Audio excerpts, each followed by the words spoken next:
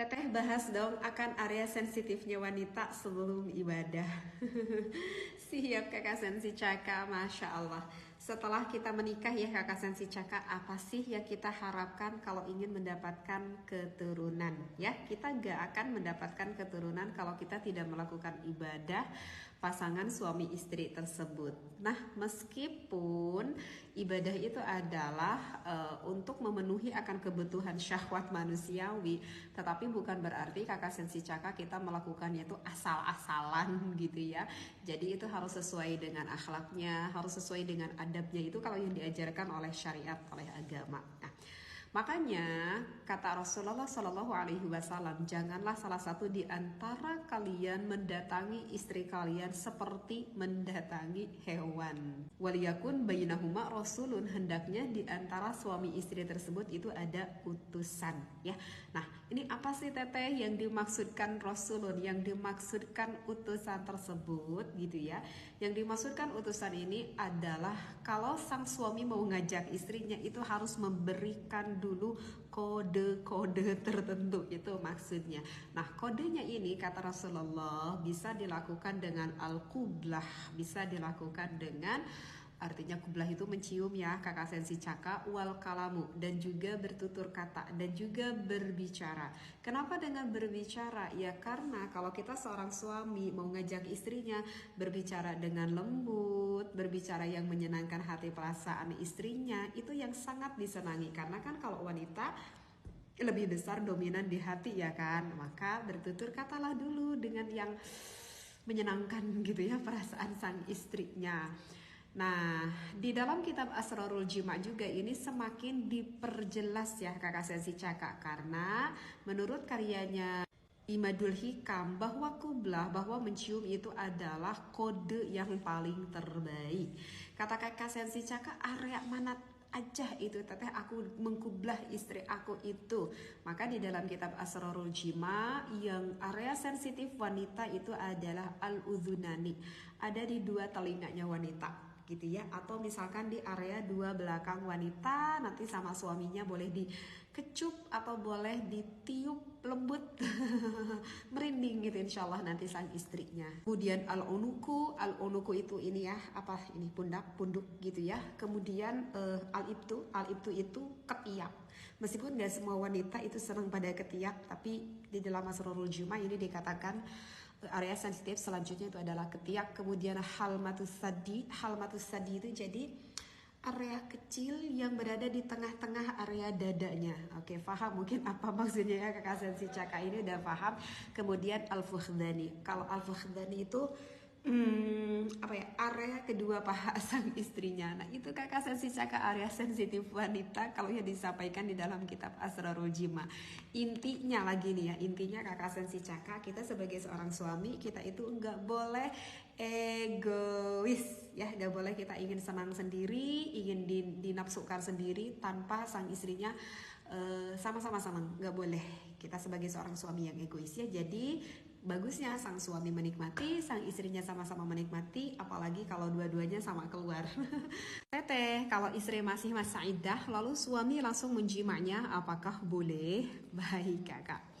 Oke, jadi ceritanya begini mungkin ya, ada sosok seorang laki-laki atau suami gitu ya mentalak istrinya, dan tentu ini talaknya talak 1 atau talak 2 ya, karena kan kalau talak 3, talak bain itu kan jelas mantan istrinya itu harus menikah dulu dengan laki-laki yang lain. Nah, berarti yang dimaksudkan adalah talak 1 atau talak 2, dan tentu ini masih di dalam masa iddah, karena kalau sudah keluar di dalam masa iddah kan kalau pengen menyatu itu harus melakukan akad kembali.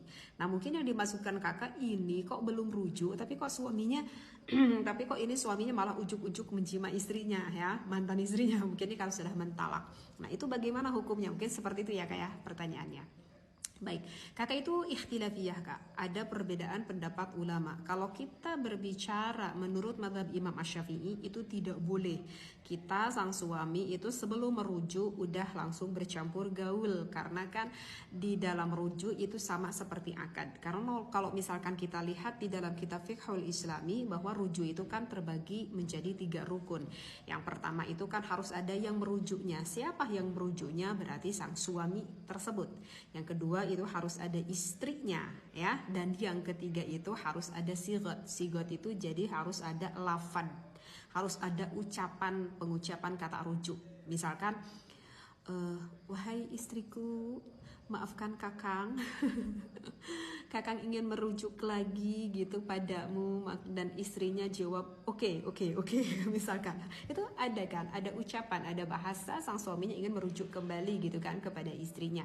Nah itu adalah ucapan lafad, itu termasuk ke dalam rukun. Jadi kalau menurut Imam Asy-Syafi'i harus ada sigat, harus ada ucapan dulu.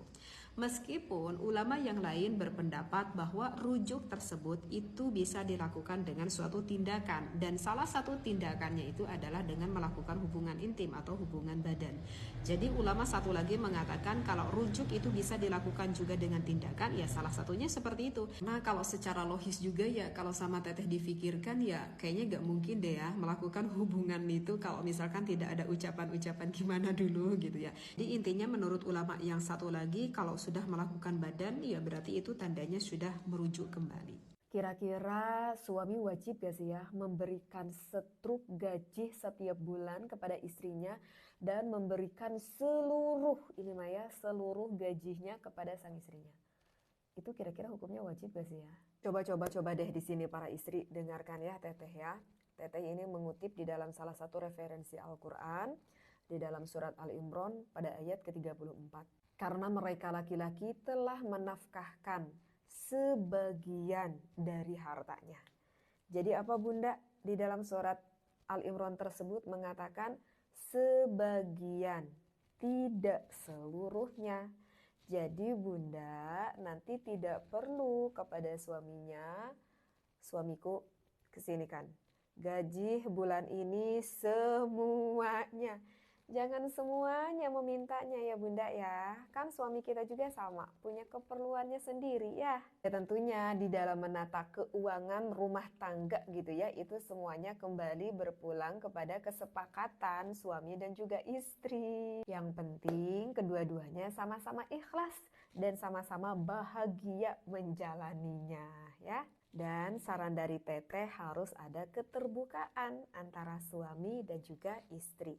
Karena insya Allah itu akan lebih maslahat. Jangan mau menikahi wanita yang lebih tua. Emang kenapa gitu Teteh? Menurut kalian kalau misalkan kita menikah dengan wanita yang lebih tua, itu akan menjadi masalah gak ya? Tidak menjadi masalah. Coba deh kita perhatikan. Baginda Rasulullah SAW menikahi Siti Khadijah. Usianya sangat lebih tua. Setelah Siti Khadijah wafat, maka baginda Nabi Muhammad SAW menikahi wanita yang jauh lebih muda. Kita sadari bahwa perbedaan usia di dalam rumah tangga pasangan suami istri itu sebetulnya tidak akan mendatangkan permasalahan. Yang penting kita mau berintrospeksi diri dan terus mau belajar. Mengapa laki-laki itu lebih hebat di dalam menjaga keamanan ekonomi dibanding perempuan? Itu karena dijelaskan di dalam Al-Quran surat Al-Imran pada ayat ke-34 bahwa laki-laki adalah pelindung bagi perempuan. A'udzubillahi minasyaitonirrajim. Ar-rijalu qawwamuna 'alan nisa'i bima faddalallahu ba'dahum ala ba'di wa bima anfaqu min amwalihim. Oleh karena itu suami diberi tanggung jawab untuk melindungi, untuk mengayomi, untuk mengurusi dan mengupayakan akan kemaslahatan keluarga. Sehingga pantas jika dokter mengatakan jika hipotalamus laki-laki itu lebih besar, lebih lebar dibandingkan perempuan, karena salah satu fungsinya hipotalamus di laki-laki tersebut adalah untuk menjaga keamanan.